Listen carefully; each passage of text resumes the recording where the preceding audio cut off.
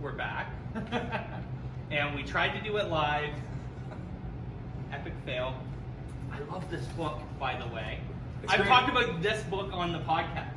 Oh, really? For sure, before. Because I've actually was interviewed on a podcast, another person's podcast, and he said, he asked me, what's the number one problem in education?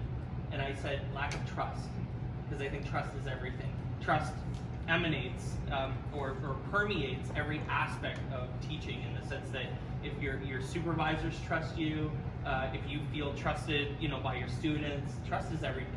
I love this book was just sitting here. I think the same can be said for what we try, the relationship we try to establish with the educator community that we serve. Being product and community, it's all based on authenticity and speaking alongside the educators that use Flipgrid versus talking at them or building something at them, building it with them. Like we try to infuse the educator voice in everything that we do at Flipgrid. That's why you see things on the walls around from classrooms and from different countries that send us flags, and the community is truly at the center of everything that we do. talked about that while we were live for the last 45 minutes.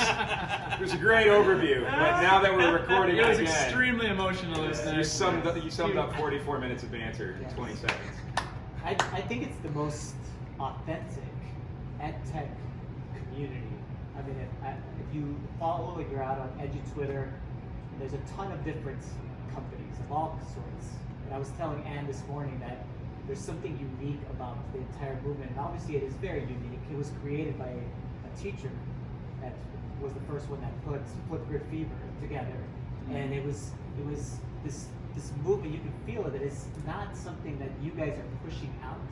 Rather, it's something that's just happening organically, and you guys are able to continue to harness that and make it bigger and better, and go visit schools and do all these wonderful things for all of these different people, not throughout just the United States, but throughout the world, which that's incredible. I mean, for a company that you just said started with how many employees that you guys?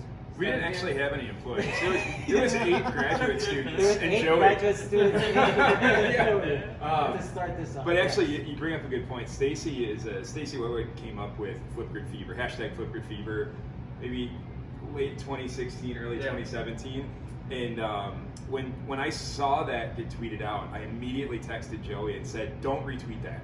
Like I just thought that seems like an illness or itches or I just thought that's not the brand we want. And we were trying to figure it all out. And then right away, Scott, we shouldn't do anything. We should just listen and try as best we can to maintain authenticity. Because without authenticity, you lose the community. You can never get authenticity back. It's like you can keep filling it up, but once you lose a little bit, that's about it. And then it will just slowly leak out the funnel. And what we started to try to really focus on is however we could build enough trust and respect with the community to talk with them, not at them. So that would be our ultimate goal.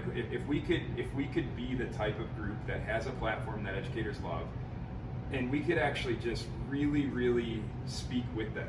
We could learn from them, we could listen to them, we could build what they want. Hopefully they would share their stories back with us.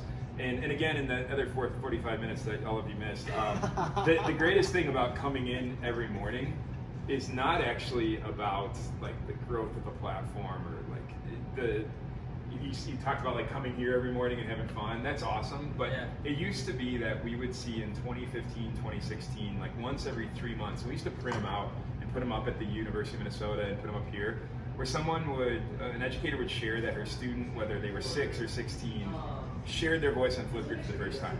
And that used to be our N of 1, why we got up in the morning. That's all that mattered. And then it started happening once a month. It started happening once a week. And now we're so fortunate we get to hear that every day, over and over. And and it's because they do trust us with those stories.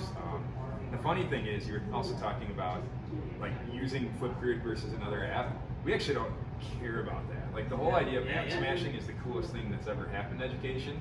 And if educators use all of these awesome apps together and get kids to speak more, everyone wins. There's no zero-sum game in kids speaking. And we've kind of taken that stance well before we were a company, because we didn't want to be a company. I never wanted this to be a company. I liked the idea of a couple of grad students and me working on this at the U. And it would have been really cool if 100 professors at the U ever used it. That was that's what I thought would be kind of cool. And now it's incredible that we get to hear these stories of kids all around the world that, even if they are 16, are finally in December speaking up in class, and then they got this great educator that supported them in finding a new modality to help them speak. And they have this great community that all these other kids high-five them and say thank you for talking. That's the coolest thing in the world to be a part of. Like that, we cherish that. Yeah, we're gonna talk more to these guys on an actual episode of the podcast real soon. We'll try to make it happen after FETC and the world calms down a little. Well, the world never calms down for anybody. Who's kidding who? But this has been great. Thank you for just sitting down and chatting for a few minutes. It's been awesome. Absolutely. Thanks for coming to Flipgrid HQ. Yeah. Awesome.